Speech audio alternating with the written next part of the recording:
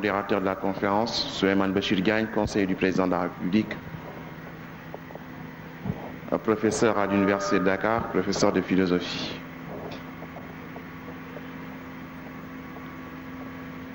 Et je voudrais, avant de lui donner la parole, camper un peu le décor.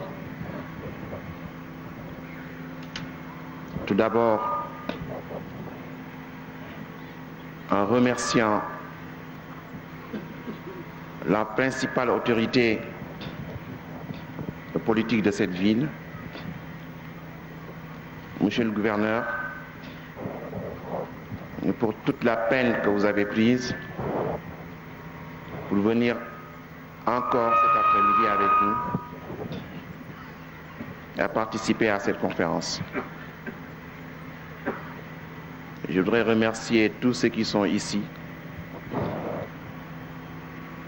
et nous espérons que leur intervention, leur participation dans les discussions vont élever le niveau du débat. Je voudrais également remercier toutes nos tantes qui sont venues ici après la tâche difficile qu'elles ont assumée toutes les semaines, les 3 semaines précédentes pour préparer. Wassalamu alaikum wa rahmatullahi ta'ala wa barakatuhu. Et je donne la parole au modérateur Souleymane Bachir. Je voudrais, avant de faire mon rôle, mon office de modérateur, que je ne comprends pas très bien, mais je le découvrirai chemin faisant, remercier infiniment du fond du cœur mon ami Mansour Sy, qui m'a fait l'honneur et l'amitié de m'associer ainsi à cet important événement en me proposant d'être modérateur. Je sens bien qu'en la matière je ne sers strictement à rien, mais je sais que c'est une marque d'amitié à laquelle je suis extrêmement sensible. Je dois aussi cet honneur à mes amis de la communauté philosophique ici présents qui m'ont gentiment bisuté pour me proposer cette place de modérateur qui revenait soit à Sémou Pathé, soit à Mokhtar Diak qui sont à l'assistance. Mais enfin, ce sont mes aînés et quand ils me disent vas-y, je suis obligé d'y aller. Je vais les remercier et en profiter, puisque j'ai parlé de la communauté philosophique, dire à monsieur notre collègue et ami déjà, monsieur Tarek Ramadan, le salut fraternel de toute la communauté philosophique sénégalaise qui se sent honorée de vous recevoir. Et quand je parle de cette communauté philosophique, j'y inclus bien entendu Mansour Sy, qui en dehors de sa casquette de Serigne a également cette casquette de Faylesouf. L'université, eh bien nous espérons que les universitaires auront le plaisir de vous accueillir très souvent, Inch'Allah. Merci infiniment. Nous avions à répondre à une accusation. L'islam, walhamdulillah, bi'awnillah, a traversé 14 siècles. C'est une civilisation riche. C'est une civilisation qui, pour nous, porte le dernier message d'Allah subhanahu wa ta'ala et qui n'a pas à répondre par la défensive à des questions qui lui sont posées, mais à répondre par la responsabilité à des questions précises. Et nous sommes responsables de ça devant Dieu, devant nos consciences et en notre cœur. Mais il faut répondre à cette question. De la même façon également, et c'est le deuxième point du préambule de cette intervention, que beaucoup des frères et des sœurs, beaucoup des musulmans, malheureusement, quand ils sont amenés à discuter des questions comme celle-ci, pensent que pour que le sujet soit scientifique, il faut qu'il soit moins religieux. Et ça n'est pas notre civilisation. Et ça n'est pas nos références. Il n'a jamais été dit pour un musulman que pour être plus intelligent, il faille être moins croyant. Mais au contraire, la profondeur de la foi, c'est l'exigence de l'intelligence. La profondeur de la foi, c'est la rigueur intellectuelle. La profondeur de la foi, c'est la probité intellectuelle. Et donc pour nous, au nom de ce que nous croyons, nous devons effectivement élever le niveau de la façon dont nous pensons et ne pas opposer une pensée pointue avec une foi profonde. Appris à oublier le contexte et à idéaliser nos situations. Parler de l'islam au-delà de la réalité et ne pas tenir compte de la réalité, ce n'est pas l'enseignement de notre religion. Et il se trouve parfois que nous tenons des discours sur l'islam extrêmement beaux, mais que nous ne regardons pas là où nous avons les pieds, là où nous devons vivre. Et que le musulman et que la musulmane devant Dieu, c'est celui qui est très proche de Dieu avec le cœur, et très proche de la réalité avec l'intelligence, et non pas loin de la réalité avec l'intelligence et loin de Dieu avec le cœur. لا إكراه في الدين قد تبين الرشد من الغي فمن يكفر بالطاغوت ويؤمن بالله فقد استمسك بالعروة الوثقى لا انفصام لها والله سميع عليم الله ولي الذين آمنوا يخرجهم من الظلمات إلى النور والذين ورحمة الله تعالى وبركاته. Vous me permettrez de dire la ministre, parce que je suis partisan de la féminisation des titres et des fonctions. Je sais que c'est un débat actuel en France, mais le président de la République dit, le président de la République française dit Madame la ministre, le Premier ministre dit Madame la ministre, le président de l'Assemblée nationale dit Madame la ministre, les ministres elles-mêmes dans le gouvernement se disent Madame la ministre, et l'Académie n'a pas pu trancher cette question d'une manière définitive et décisive. Elle a simplement dit qu'elle pouvait se dire, mais ne pouvait pas s'écrire. Seydi Djamil, honorable membre de la famille de la Malick Sy, chers conférenciers, chers Tarif Ramadan, chers frères et sœurs en islam, honorables invités.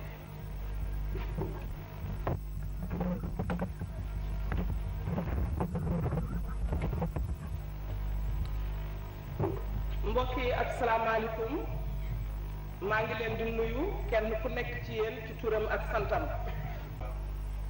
Sans racines ici au Sénégal, alhamdulillah, nous devons de ce point de vue-là les en remercier. Jazakumullahu anna kull khair.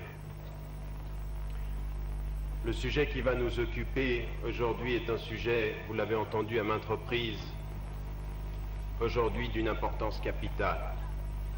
Reste qu'il faut se poser la question. Est-ce que nous abordons ce sujet parce que nous en entendons parler partout chez les personnes et à partir des personnes qui, sur l'islam, ont une opinion négative, en disant que la vraie question aujourd'hui, c'est la discrimination que les femmes subissent en islam? Est-ce que c'est parce que d'autres ont choisi le sujet que nous voulons l'aborder, ou est-ce que, fondamentalement, nous prenons conscience qu'à la lumière de nos sources islamiques, il est un véritable problème concernant l'écart qu'il y a entre ce que nos sociétés présentent par rapport à la situation de la femme et ce que nos sources et nos références nous disent, à savoir le Coran et la tradition du prophète sallallahu alayhi wa sallam. له ما في السماوات وما في الأرض من ذا الذي يشفع عنده إلا بإذنه يعلم ما بين أيديهم وما خلفهم ولا يحيطون بشيء من علمه إلا بما شاء وسع كرسيه السماوات والأرض ولا يؤوده حفظهما وهو العلي العظيم لا إكراه في الدين قد تبين الرشد من الغي فمن يكفر بالطاغوت ويؤمن بالله فقد استمسك بالعروة الوثقى لا انفصام لها والله سميع عليم الله ولي الذين آمنوا يخرجهم من الظلمات إلى la région de Louga. Lorsque j'ai informé les chefs de l'État de notre souhait d'organiser cette série de conférences, il a salué notre initiative et nous a prodigué de ses encouragements et conseils, ce qui nous a galvanisé et nous a permis de donner à la manifestation d'aujourd'hui toute sa dimension. ci gàttal dama leen di nuyu di leen ziar dama wax léegi ne xaw na tey ci man sax ma yëkkati sama kàddu di waxante ak yéen ndax dama jàpp ne li fi indi nit ñi tey mooy lu yokk seen diine waaye du déglu préfet muy wax waaye sëñ bi moom moo ma ñemeloo bi mu waxee léegi taxawaay gi nga xam ne chef de l'État président Abdou Diouf taxaw na ko ci ne conférence yi nga xam ne moom mi di sëñ Mansour jiite njabooti Seyd Moustapha Sy Jamil moo ko fas yéene def ci weeru koor wu tedd wi ci biir Sénégal ma ne bi mu waxee ni chef de l'État président Abdou Diouf dugal na ci loxoom joxe ci ay ndigal laa sawar wax ci kaddu administration ndax bu doon loolu kon dama naan tekk rek nekk taalibe bokk ak yéen mbir mi waaye kon ñun ñëpp ñu bokk di leen sant ñu boole ñun ñëpp suñu kaddu ñun waa Louga wax kilifa gi nga xam ne moom lañ fiy teeru tey bismillah te jébbal ko kàddu gi ndax mu wax ak yéen di ñaan yàlla kenn ku nekk li mu séntu ci li ko fi indi mu gisee ko ci ñu déglu ci jàmm tibb ci njëriñ ci jàmm dellu ci suñu kër yi jàmm jërë ngeen jëf salaam bismillah والصلاة والسلام على أشرف المرسلين سيدنا محمد وعلى آله وصحبه أجمعين إن الحمد لله نستغفره ونستهدي ونتوكل عليه ونعوذ بالله من شرور أنفسنا ومن سيئات أعمالنا من يهدي الله فهو المهتد ومن يضلل فلن تجد له وليا مرشدا ونشهد أن لا إله إلا الله وحده لا شريك له ونشهد أن محمدا عبده ورسوله أيها الإخوة أيها الأخوات أحييكم بتحية الإسلام تحية من عند الله مباركة طيبة السلام عليكم ورحمة الله وبركاته.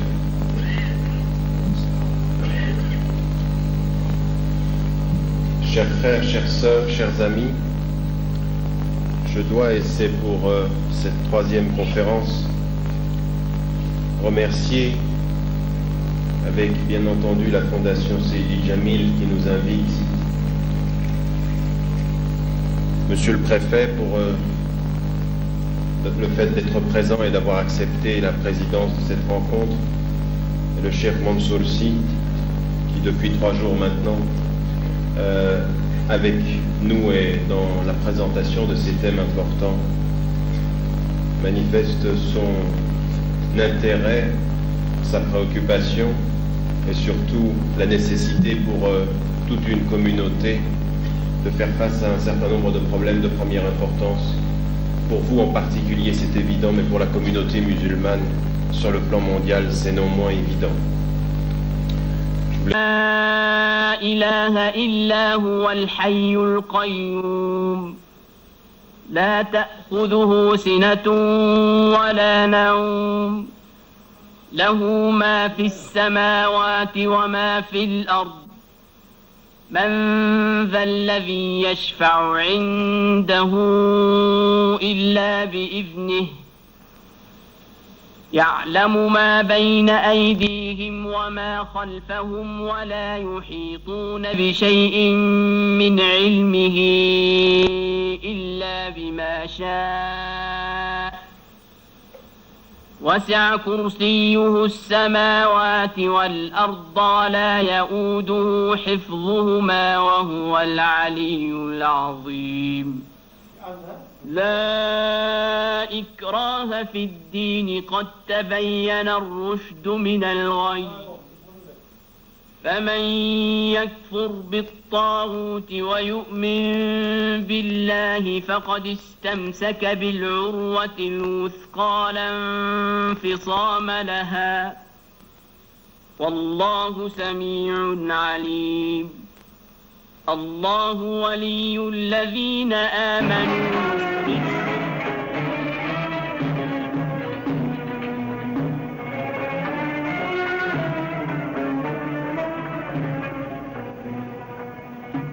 والعرش يزهو والخميرة تزدهي والمنتهى والسدرة العظماء والعرش يزهو والخميرة تزدهي والمنتهى والسدرة العظماء والعرش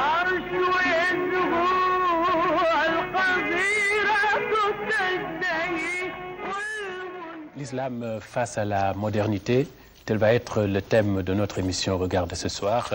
Nous profitons de la présence à Dakar du professeur Tariq Ramadan pour donc instaurer ce débat. Et ce débat sera fait autour de son livre intitulé Islam, le face-à-face des civilisations. Quel projet pour quelle modernité? Tariq Ramadan est à Dakar à l'invitation de la Fondation Seydou Djamil Sy.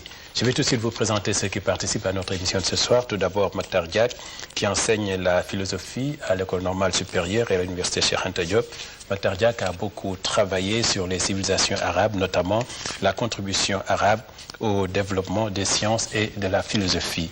Ensuite, le second invité, Serigne Mansour Sy Djamil, qui est président d'honneur de la Fondation Seydi Djamil. Il est assistant technique du vice-président chargé des opérations à la Banque islamique de développement. Ensuite, Tariq Ramadan, l'auteur, qui est professeur de philosophie, de littérature française et de civilisation islamique à Genève. Il est président de l'association musulmane de Suisse. Il a écrit 5 ouvrages, nous en parlerons tout à l'heure. Et puis, Madame Pendambo, qui est historienne des religions, qui enseigne, elle est maître assistante au département d'histoire à l'Université Cheikh Anta Diop. Enfin, Souleymane Bachir Diagne, professeur de philosophie à l'Université Cheikh Anta Diop. Souleymane Bachir Diagne donne en même temps un enseignement sur la philosophie en islam, c'est-à-dire la tradition des philosophes musulmans. Et la présence ici à Dakar de Tariq Ramadan pour un cycle de conférences, nous en avons profité pour faire cette émission-ci. Alors je veux savoir dans quelles circonstances vous l'avez rencontré et comment avez-vous été amené à lui demander de vous faire des conférences. Bismillahirrahmanirrahim, wa salatu wa salamu ala sayyidina Muhammadin wa ala alihi wa sahbihi ajma'in. Je voudrais avant toute chose m'acquitter d'une dette de reconnaissance à l'endroit de le RTS pour avoir bien voulu accueillir notre ami Tariq Ramadan.